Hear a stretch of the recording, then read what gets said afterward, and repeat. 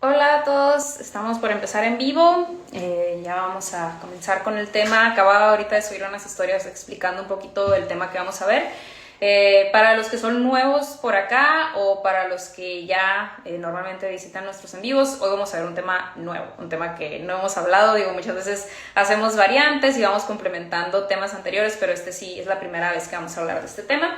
Les comentaba ahorita en las historias un poco básico en cuanto a que es pues ciencia o biología pura, por así decirlo, no tanto algo aplicado así a los cultivos, pero obviamente todo tiene su trasfondo. La idea de este en vivo es que ustedes puedan comprender procesos en las plantas que ya después nos ayudan a tener un mejor manejo de nuestros cultivos. Y aquí obviamente también les voy a poner ejemplos de cómo podemos ligar toda la información, pero pues para que sepamos de dónde vienen las cosas, ¿no? De si la planta está haciendo un proceso de fotosíntesis, explicarlo y poder entender las variables, porque a veces vemos ciertas respuestas en las plantas. Obviamente todo tiene su explicación, entonces hoy vamos a hablar del tema de lo que es la fotobiología, lo que son los fitocromos, que forman parte de la respuesta de las plantas a la iluminación, que creo que pues todos sabemos que los cultivos requieren luz y que es uno de los factores más importantes, ¿no? Lo que viene siendo producción.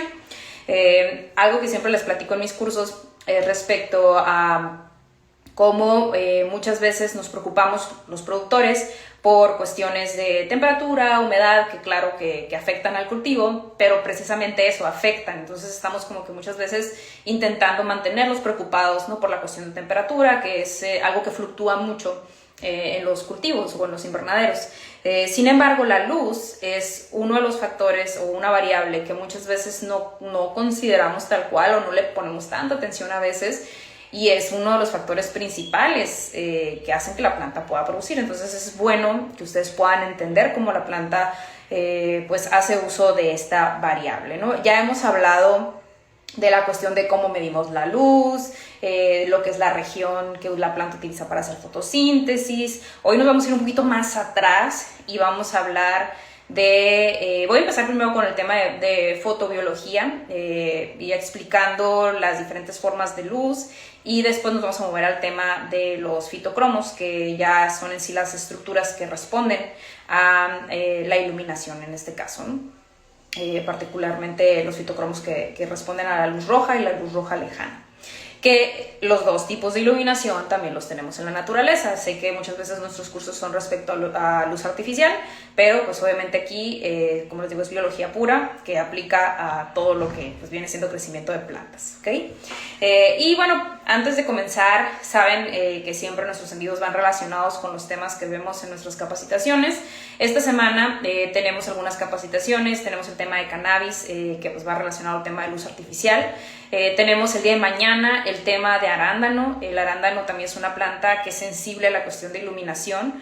Precisamente ahorita de hecho estaba platicando con una persona que requiere también capacitación. Nos ha tocado trabajar con Falkirk también, capacitando al personal sobre los temas de iluminación precisamente para el arándano, ya que es una planta que puede tener sensibilidad a las horas de luz y también a la intensidad de la luz. Entonces el día de mañana tenemos la capacitación de arándano hidropónico. También explicamos un poco de la parte de iluminación para quienes estén interesados. Ya saben que quienes se quedan hasta el final del en vivo, pues normalmente ahí les decimos algunos detalles sobre nuestras capacitaciones para que puedan tener también un descuento extra.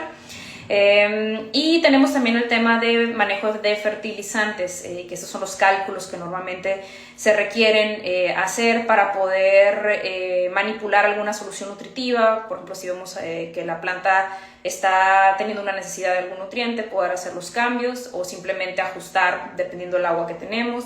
Esa es otra capacitación que tenemos esta semana. La próxima semana tenemos granjas verticales y cuartos de producción. Entonces va un poquito relacionado con la parte de iluminación, por eso dije voy a hacer en vivo con este tema, que precisamente también nos lo pidieron para una asesoría. Entonces voy a aprovechar que tengo aquí el material también para poderlo compartir, parte de lo que viene siendo, ¿no?, este material. Desde hace rato Instagram ya no me deja poner aquí la pantalla con la información. A mí me gustaba más presentarles la información como diapositivas aquí mismo. Voy a voltear la pantalla porque tengo aquí unas diapositivas en la computadora, ya que no me deja ponerlo como antes para que lo puedan ver mejor. Entonces voy a voltear la pantalla para que puedan ver un poquito las diapositivas, y aquí igual yo les voy a explicar. Bien, voy a empezar primero con el tema de fotobiología, que viene siendo el estudio de la iluminación. La luz tal cual, muy importante que sepamos que la luz la podemos manejar como una partícula o la podemos manejar también como una onda. En cultivos es muy importante separar ambas porque las dos van a tener una repercusión en cómo la planta se está desarrollando. La partícula vienen siendo los fotones de luz, que son los que contamos para saber cuánta intensidad de luz está recibiendo un cultivo. Ya cuando lo vemos como una onda, puede ser como una onda de energía o de radiación, que pues la radiación, creo todos sabemos, conlleva calor también. Entonces estamos hablando de dos variables, lo que es la luz conlleva dos variables que son importantes para nuestros cultivos. Una es la intensidad de la luz o la luz tal cual, sus partículas, y otra viene siendo la temperatura, que también sabemos que la iluminación afecta la temperatura. Entonces, nada más recordar, aspecto básico, la luz se puede medir como una onda o se puede medir como una partícula. Generalmente en las plantas, cuando trabajamos en cuestión de partículas, trabajamos con micromoles por metro cuadrado por segundo. Cuando trabajamos con ondas o como radiación, podemos hablar de watts por metro cuadrado, por ejemplo, que es lo que pues, normalmente manejamos también en los invernaderos, que sabrán, y ya hemos hablado en los en vivos también de esto, que también, por ejemplo, hay programaciones a veces de riego que son basadas en la radiación, en el calor que normalmente se recibe en el invernadero, ¿no? Entonces, la iluminación o la luz tal cual tiene una interacción con las plantas. Entonces, vamos a tener una interacción con el tema de fotosíntesis. Obviamente la luz va a cambiar el proceso de fotosíntesis en las plantas, la toma de CO2 también, la temperatura, que justo hablábamos de eso, fotomorfogénesis, que viene esto ya siendo cómo la luz puede causar que hay algún proceso en la planta, como por ejemplo en el caso de cannabis, que la planta empieza a hacer CBD, THC, o si estamos hablando de cultivos, poder potenciar su contenido de antocianinas, compuestos fenólicos, que son buenos para la nutrición de pues, nosotros que vamos a consumir el producto, entonces hacer un producto de mayor calidad. También está lo que es la morfología, que viene siendo cómo a veces, dependiendo del tipo de luz que tenemos, la planta puede ser más compacta, puede ser más alargada, puede inclusive crecer chueca. Quienes trabajen, por ejemplo, con los espárragos, pues es un tema la cuestión de la iluminación, porque compramos espárragos, están paraditos, pero a veces, dependiendo de dónde los tenemos, cómo están, podemos llegar a tener problemas con su calidad debido a la cuestión de la iluminación por su morfología. Después tenemos la cuestión de la humedad relativa. ¿Qué tiene que ver la iluminación con la humedad relativa? La humedad relativa de una zona de producción va a depender mucho también de la transpiración de las plantas. La transpiración de las plantas se va a modificar por el proceso de la temperatura o la radiación que tenemos en los invernaderos. Entonces, bueno, en el cuarto de producción o en campo abierto, ¿no? Entonces, va a variar muchas veces la humedad relativa dependiendo de la cantidad de luz que yo tenga en el sistema. Y eso va a cambiar su necesidad de irrigación. Por eso precisamente hay eventos de riego que se calculan con base a la radiación que hay en un invernadero, ¿no? Entonces, esa es así como la lista. Les tenía aquí las diapositivas, pero siento que se ve más feo que les esté así como que moviendo el celular con las diapositivas. Espero que Instagram nos deje poner otra vez las imágenes. Por lo pronto me van a ver aquí. O no sé si prefieren, coméntenme, ¿prefieren que les voltee las diapositivas? Aunque se vea así medio... se ve como si fuera así muy poco preparado, pero pues antes las hacía y las guardaba aquí en el celular y ya no las puedo compartir. Pero bueno, entonces las voy a enumerar por si alguien quiere escribirlas. Aquí las tengo en la diapositiva.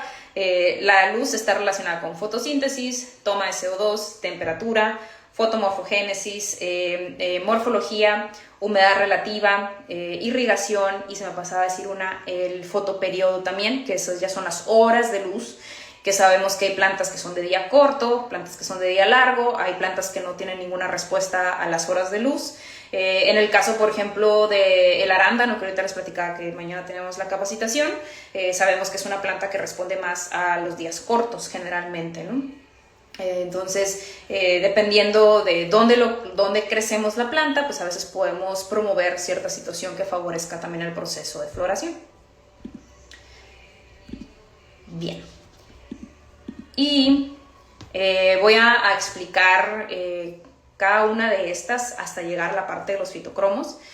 Primero empezando con la cuestión de fotosíntesis y la toma de CO2. Aquí sí les quiero poner esta gráfica que está aquí. En esta gráfica estamos viendo la intensidad de la luz en el eje de las X, y en el eje de las Y vemos la fotosíntesis. Entonces estamos viendo los niveles de fotosíntesis con base a la intensidad de la luz y también las concentraciones de CO2. Naturalmente en el ambiente tenemos 300, 400 partes por millón de CO2. Buscamos que en un sistema nunca haya menos de 100 partes por millón, ya que podemos causar un problema fuerte con fotosíntesis. Sin embargo, va muy de la mano todo el proceso que conlleva más iluminación. Si nosotros podemos meter más CO2 al ambiente, eso va a hacer que la planta tenga mucho más capacidad de hacer fotosíntesis.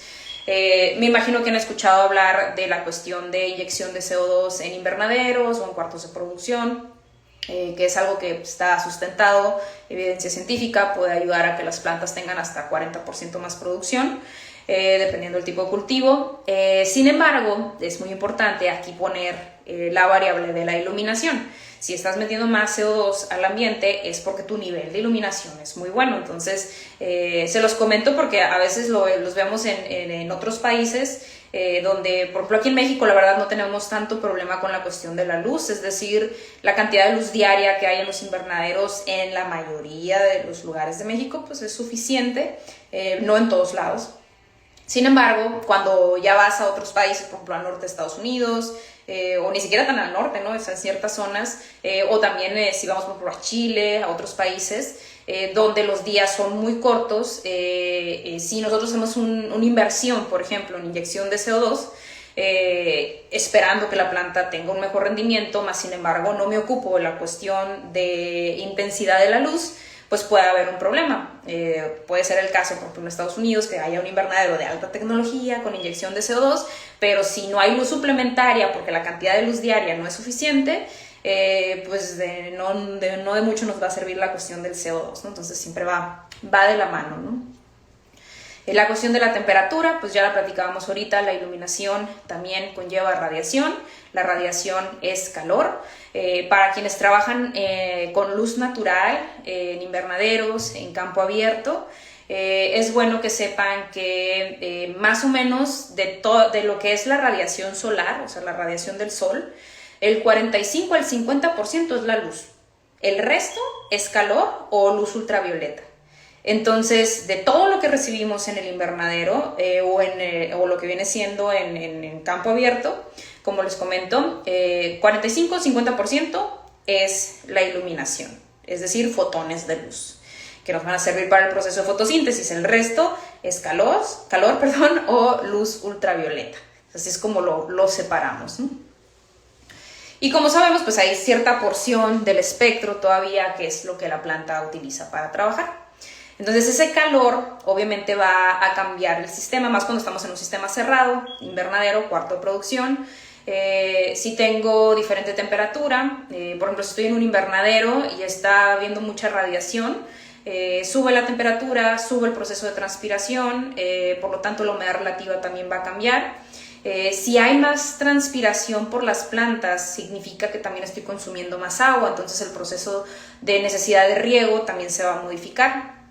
Y ahí es cuando hacemos uso de más agua para la cuestión de los riegos. Entonces también es por eso importante cuidar la cuestión de la iluminación y conocer cuánta luz requieren las plantas, que eso es algo que, como les digo, a veces estamos bien preocupados por la temperatura, bien preocupados por la humedad y demás, pero si yo no tengo el conocimiento de cuánta luz le puedo quitar a la planta, pues me va a ser más difícil el poder tomar decisiones más certeras, ¿no? ¿Por qué? Porque a lo mejor puedo intentar controlar la temperatura o la humedad de otras formas, pero si yo tengo el conocimiento y yo sé, voy a poner un ejemplo, que la fresa necesita un DLI de 17-20 y yo sé que afuera tengo un DLI de 60, pues yo sé precisamente que tengo un montón de luz que puedo quitar porque la planta no la necesita para trabajar, sino que, digo, esa porción de iluminación a veces se pudiera usar, obviamente, para que la planta pueda tener desarrollo, por ejemplo, en plantas como el tomate, que esto creo que ya lo platicamos en el video anterior. El tomate es una planta que ama la luz, entonces toda esa luz no le va a molestar, esos fotones de luz no le van a molestar, no va a causar un estrés, pero la puedo quitar si me está causando una cuestión de calor y de tener que regar más, ¿no? En el caso de la fresa, caso del arándano, sí hay un estrés, de hecho, por la iluminación, por eso no la usé como ejemplo ahorita que dije esa porción de luz la pudiéramos dejar. En la fresa y el arándano no, son plantas que se estresan por la iluminación y que también no mucha gente sabe, entonces pues con más razón, vamos a quitar esa porción de iluminación para que no me afecte el riego, no me afecte la temperatura y no me afecte la fotosíntesis de la planta, que muchas veces maneja lo que se le llama feedback negativo fotosíntesis, que la fotosíntesis empieza a ir hacia abajo durante el día, ¿no? Otro de los aspectos que ahorita mencionábamos, ya para pasar a la parte de los fitocromos, es la morfología. Les quise dar toda una introducción al tema de la luz. La morfología, les comentaba que es importante la forma muchas veces del cultivo. Por ejemplo, si trabajamos con lechugas en cuartos de producción, se hace selección de lámparas. Hay lámparas que pueden hacer que la planta crezca deforme, literalmente. Si nos vamos a luz natural, ahorita comentábamos que nos puede pasar que dependiendo de por dónde está entrando la luz o la cantidad de luz, a veces algunos cultivos pueden perder calidad, como por ejemplo en el caso de los espárragos. La forma creo que es pues, muy característica, inclusive muchas veces en el proceso de post cosecha podemos echar a perder la producción, entonces hay que tener cuidado.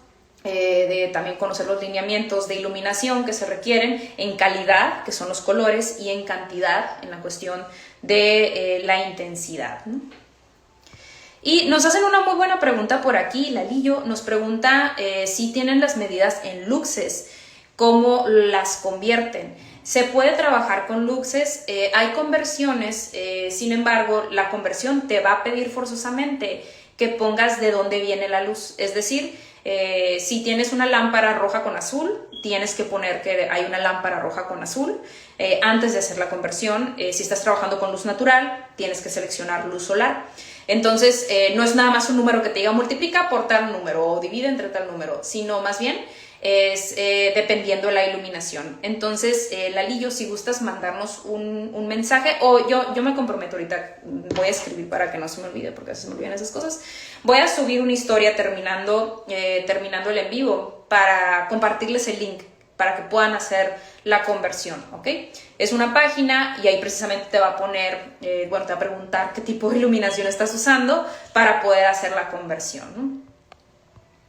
Pero sí se puede, ¿no? Sí se puede convertir. También de watts por metro cuadrado a micromoles también se puede, a pesar de que es una medida de radiación y la otra es una medida de partículas de luz, ¿no? Y bueno, también platicábamos sobre cómo la iluminación tiene que ver con el fotoperiodo de la planta, que es la cantidad de horas de luz.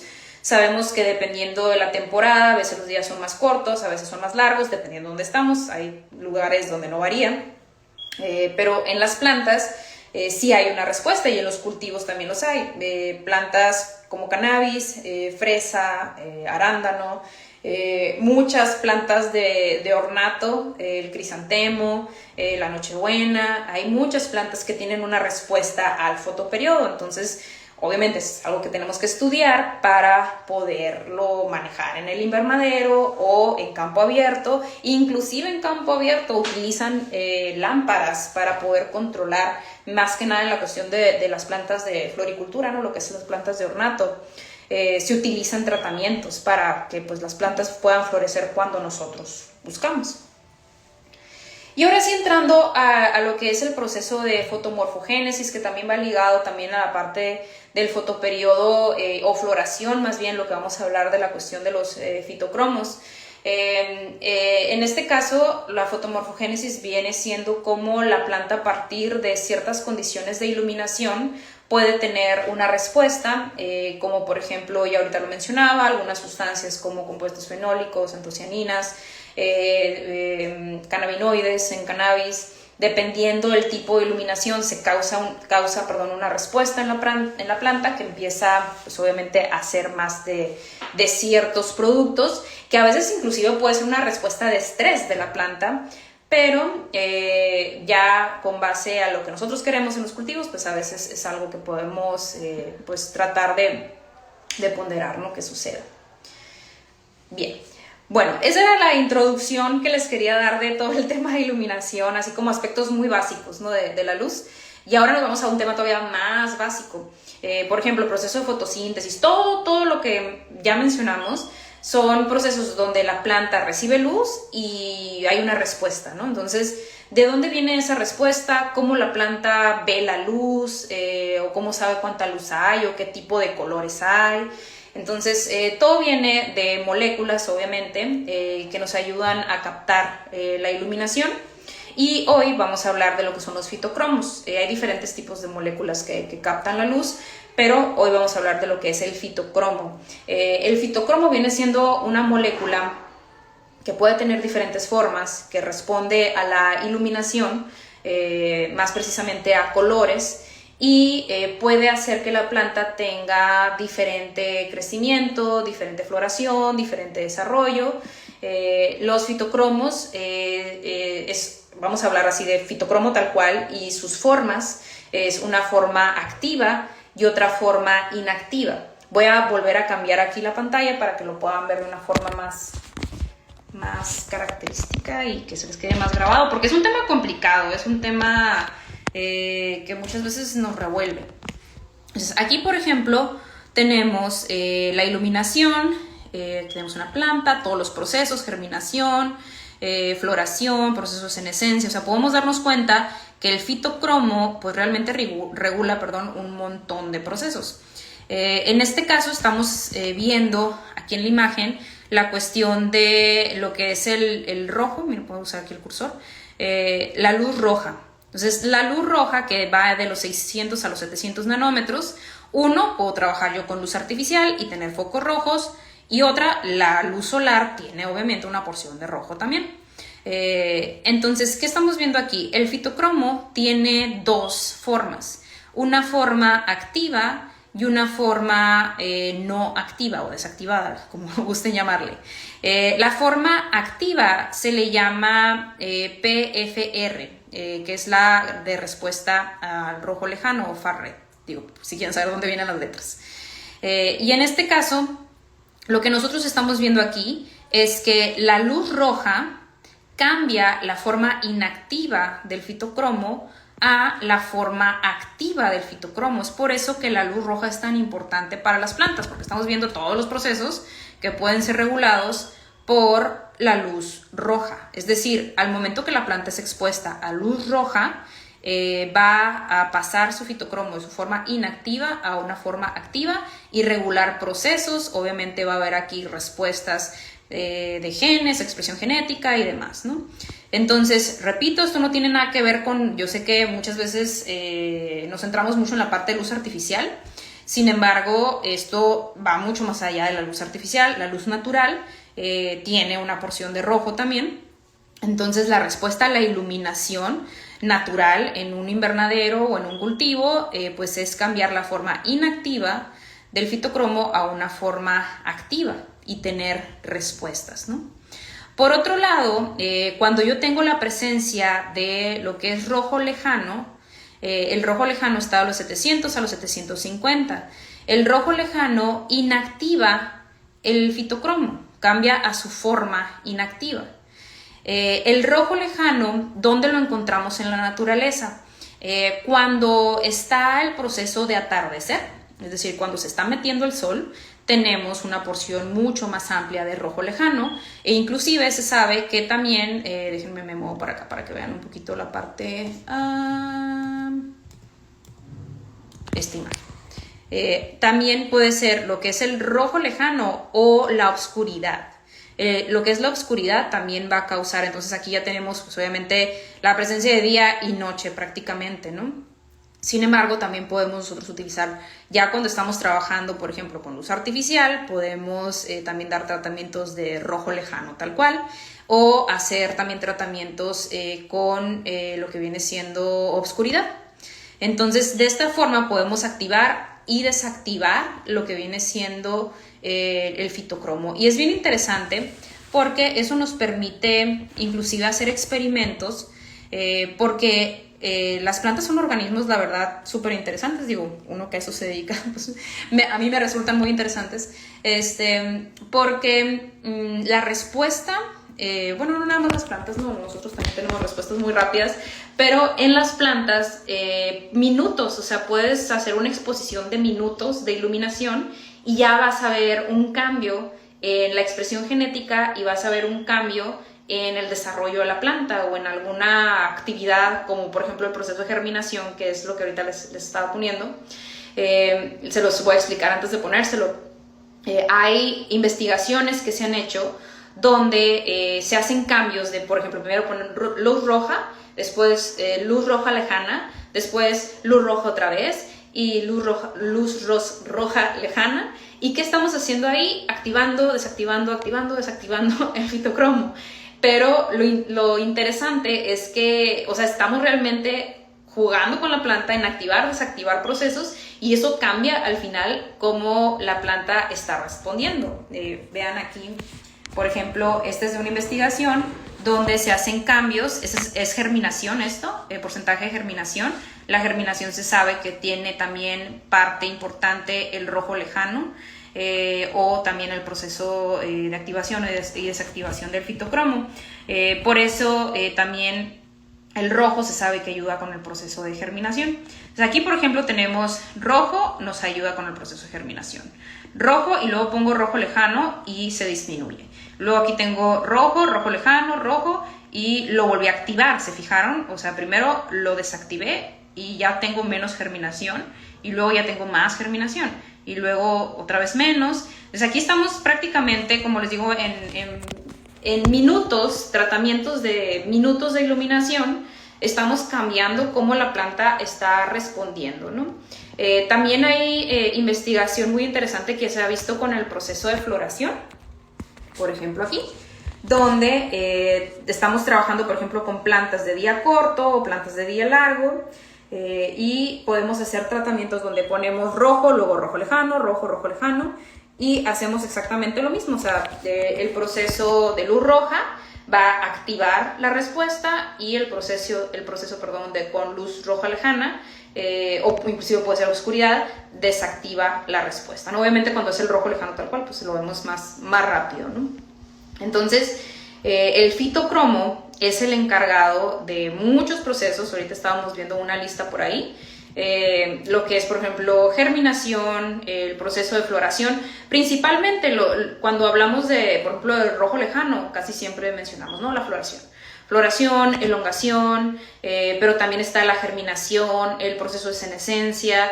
O sea, realmente muchos de los procesos de desarrollo que obviamente los vemos en los cultivos es parte de una respuesta, no nada más a la cantidad de luz, no nada más a que puse la malla sombra o no puse la malla sombra, que muchas veces cuando estamos trabajando en un sistema es lo que más hacemos con la luz. O sea, lo que más llegamos a regular es de que pongo la malla sombra, la quito. A ver, ¿por qué la estás quitando? ¿Por qué la estás poniendo? ¿Cuánto porcentaje de luz estás quitando? ¿Qué tipo de luz está entrando? ¿A qué hora va a atardecer? Porque obviamente está una porción de la parte de rojo lejano. y cómo todo eso va a tener una repercusión en la germinación, en el desarrollo, en la floración, en también el proceso, por ejemplo, de que las hojas no se estén sobrelapando. O sea, que las hojas estén como creciendo en lugar de crecer unas sobre otras, que puedan evitar el sobrelaparse y que pueda haber más iluminación en las hojas. Ese también es un proceso que es muy vinculado con el rojo lejano. Entonces, tanto rojo como el rojo lejano son dos colores muy importantes. Lo que sí, importante que sepan, el rojo lejano no es considerado un color que tenga una relación directa, porque sí la tiene indirecta, directa con el proceso de fotosíntesis. De hecho, en algunos en vivos donde ya hemos hablado de lo que es PAR, PAR es el área de fotosíntesis activa, de los 300 a los, perdón, de los 200 a los, de los 200 a los 400 nanómetros, de los 400 a los 700 nanómetros, perdón, ya es que estaba viendo números aquí, me revolví, no se preocupen, es lo que digo, todo el tiempo es mi pan de cada día, la cuestión de la sección de par, me cuatrapié con los números. Entonces, de los 400 a los 700 nanómetros es la porción de par, sin embargo, el rojo lejano no forma parte de par, está por afuera, de los 700, 750.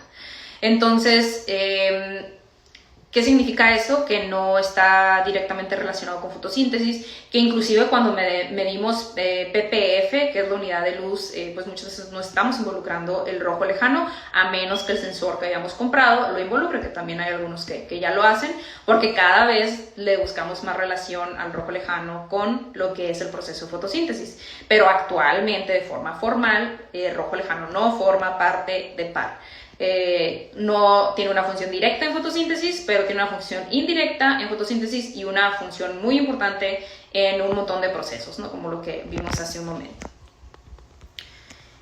Y preguntan por aquí, dicen, en invernaderos o cazasombras de baja tecnología, ¿cómo podría hacer eficiente las funciones del fitocromo? Sería igual, obviamente seguimos teniendo las mismas herramientas, ¿no? O sea, tienes la malla sombra, por ejemplo, ¿no?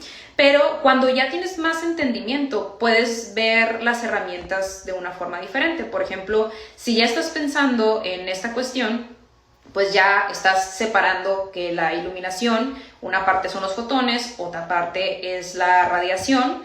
Entonces puedes ver si tienes algún problema de temperatura, que la malla sombra que se esté utilizando no te vaya a cambiar la calidad de la luz, que en la calidad de la luz esté el rojo y también puede estar el rojo lejano, que la malla sombra te quite una cantidad de luz, que no nada más sea un beneficio para la temperatura, que es lo que muchas veces hacemos actualmente, que es decir, pongo la malla sombra para que no se caliente el invernadero, pero no tomamos en cuenta cuántos fotones de luz se están retirando.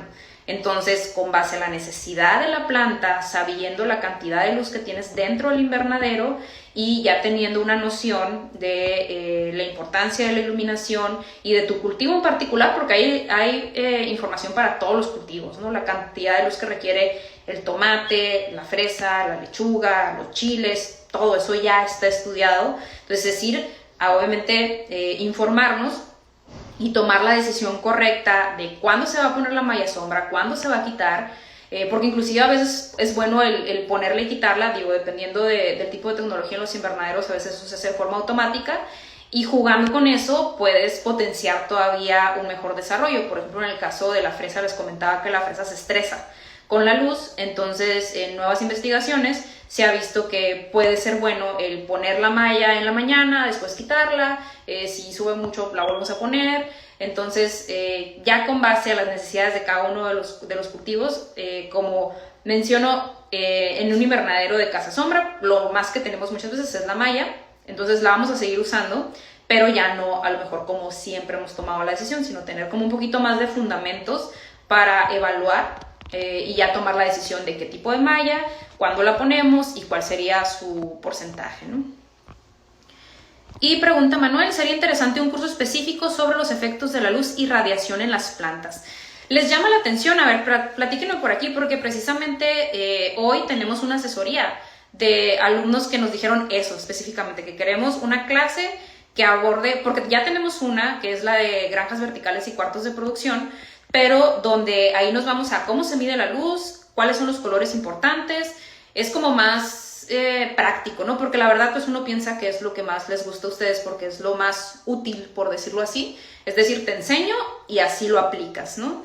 Y ya, por ejemplo, un curso sería como más como una clase de biología o una clase de fisiología vegetal, que es más básico, pero que es muy formativo también, ¿no? Entonces, si les interesa, yo me puedo proponer hacer una capacitación y ofrecerla, porque obviamente la información la tenemos, nada más que, no sé, a veces pienso que me van a aburrir con esos temas, porque son como muy básicos, pero la verdad son súper interesantes también, ¿no?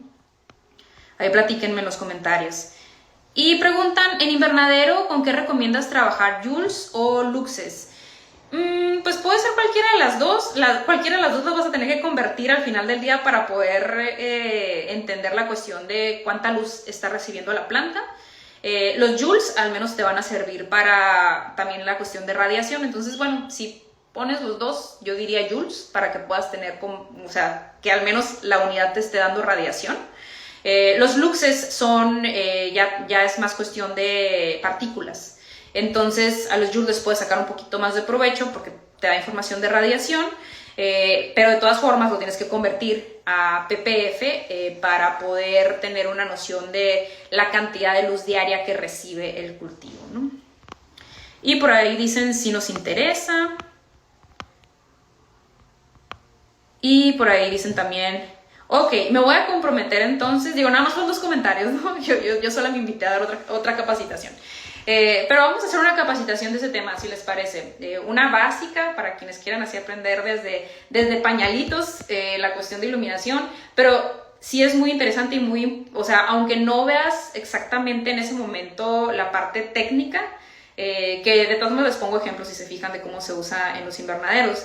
Pero es bueno a veces tener las bases porque así si hay preguntas y ya conoces el trasfondo de todo, pues es más fácil encontrar las respuestas. Y preguntan, sería interesante, por ejemplo, el efecto de los colores en las etapas fisiológicas de la planta. Esto sí, en la clase de granjas verticales sí hablamos un poco de eso, de cómo los colores, dependiendo del tipo de cultivo, por ejemplo en cannabis, que se usa mucho la luz artificial, en la capacitación de cannabis, que de hecho esa la tenemos el jueves por si les interesa, vemos qué colores se utilizan en cada etapa de desarrollo, porque en cannabis, yéndonos obviamente a la parte práctica, como pasa por muchos procesos la planta donde requiere también diferente temperatura, humedad, a veces se secciona el área pues en diferentes áreas, entonces puedes tener diferentes lámparas. Entonces si vemos que, por ejemplo, si estás en el proceso de enraizamiento, de clonación, de la fase vegetativa, de la fase reproductiva, entonces vamos viendo qué tipo de lámpara sería la ideal, entonces vamos viendo los colores, ¿no? Ahí podemos explicar también un poquito de eso, ¿no?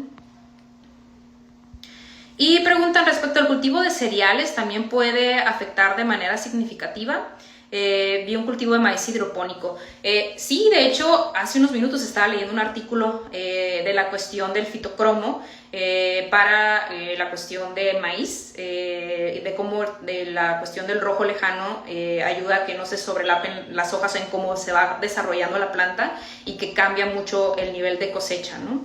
El maíz hidropónico, la verdad, no es tan común verlo, o sea, sí hay, obviamente sí hay, y muchas veces es más que nada para procesos de investigación, ¿no? Pero sí se realiza. Muy bien. Bueno, entonces esa es la información que les quería comentar. No me quiero meter así a más temas para que no quede tan confuso, porque la verdad sí considero, al menos yo me acuerdo cuando a mí me lo enseñaron por primera vez, o no sé si yo batallé mucho para entender, pero me confundía mucho la cuestión del fitocromo activo, inactivo y que absorbe, o sea, la planta, para así cerrar, concluir y que nadie esté confundido, el fitocromo tiene 2 formas, una es la activa, otra es la que no está activa. Déjenme, se los pongo aquí también para que lo recuerden bien. Entonces, cuando la planta absorbe rojo, la forma inactiva se llama PR. ¿Dónde está? Aquí está. Se llama PR. Esa es la forma inactiva.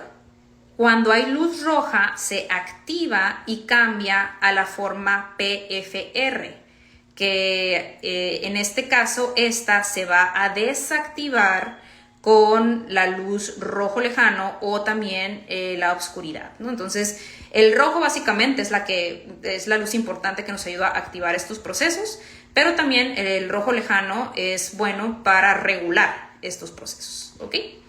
Entonces, esa más que nada era así como la moraleja final de todo lo que hablé, que pudieran entender esa parte y cómo tanto luz natural, luz artificial, hay porción de rojo generalmente en las lámparas, por eso mismo, porque la planta necesita el rojo, y obviamente el sol tiene una muy buena porción de rojo, y también en luz natural vemos el rojo lejano en el atardecer principalmente, y dependiendo, ¿no? O sea, también por ejemplo en los bosques, cuando están todos los árboles, ya ven pues un bosque así muy frondoso, ya ven que hay plantas en el suelo que a veces no reciben mucha luz, entonces por todo también el sombreo, entonces pasa luz rojo lejana y eso es lo que hace que las hojas, las plantas que estén abajo, que no reciben mucha luz, puedan como empezar a guiarse hacia donde está la iluminación. Que a lo mejor ya han visto documentales, etcétera, de que se ve como la planta así va creciendo y subiendo un arbolito, por ejemplo, entonces también es una respuesta al rojo lejano. Entonces, nos quedamos con esa información y preguntan qué literatura nos recomienda sobre estos temas. Sí hay mucha literatura, pero yo me iría más, la verdad, por artículos. Yo les recomiendo que vayan a Google Scholar, la sección de Google que es Google Scholar, y ahí pueden poner, por ejemplo, ya dependiendo del cultivo que a ustedes les interese, pueden poner luz roja en tomate, luz roja en pepino, luz roja en fresa, o cualquier tipo de tema que sea interesante para ustedes. Ahí es donde van a encontrar la información que normalmente, que les puedo decir, es más sustanciosa, tanto la introducción de los artículos como a veces la investigación misma, ¿no? Hay artículos en español, hay artículos en inglés, también se pueden pasear por las universidades tienen páginas, la Universidad de Cornell tiene buena información, la Universidad de Ohio State University tiene buena información, y así de libros tal cual, hay un libro que se llama Greenhouse Management, si no me equivoco. Su autor es un nombre muy complicado porque es holandés, pero se los puedo poner, ya tengo 2 tareas, les voy a poner el link para hacer las conversiones y les voy a poner unas literaturas para que puedan buscar algún libro en específico. También está el libro de Plant Factory del Dr. Kosai, que esto es más para lo que es luz artificial, pero explica mucho la cuestión de iluminación también. Entonces está ese también, el de Plant Factory, lo encuentran en internet, por ahí lo pueden encontrar. Pero más que nada, como les digo, ya es personal, a mí me gusta más irme directamente a los artículos, ¿no? Bueno, entonces con eso termino el en vivo. Voy ahorita a las historias para que me busquen por ahí, para pasarles la información. Y les iba a comentar algo más. Mañana tenemos capacitación del curso de arándano, donde vamos a ver soluciones nutritivas con todos sus ingredientes, sistemas de riego, tipo de riego que se da, tipo de iluminación, manejo del ambiente, incluyendo iluminación, temperatura, humedad. También nos tocó a nosotros trabajar en consultoría, nos toca trabajar en consultoría y nos ha tocado visitar a diferentes empresas.